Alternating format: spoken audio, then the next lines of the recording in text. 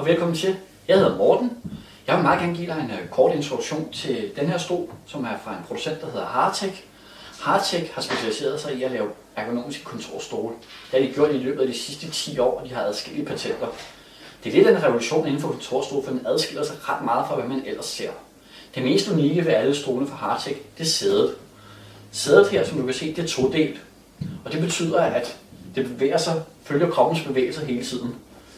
Du kender det sikkert, når du sidder på en kontorstol, så sidder man aldrig helt stille. Man sidder altid og bevæger sig ud efter et eller andet. Det kan være musen, eller tastaturet, eller telefonen, der ringer.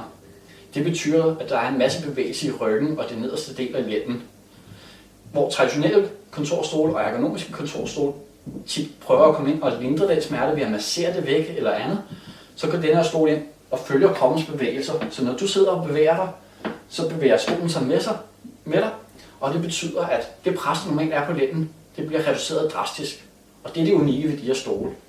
Alle stolene har en lidt forskellig profil med hensyn til ryglænet. Det skal vi nok gennemgå. Du kan også klikke lidt videre på hjemmesiden, så kan du se lidt mere bedre dokumentation for, hvordan stolen virker, og nogle tests, der viser, hvordan presset på lænden det bliver mindre osv. Men det unikke, det er altså sædet.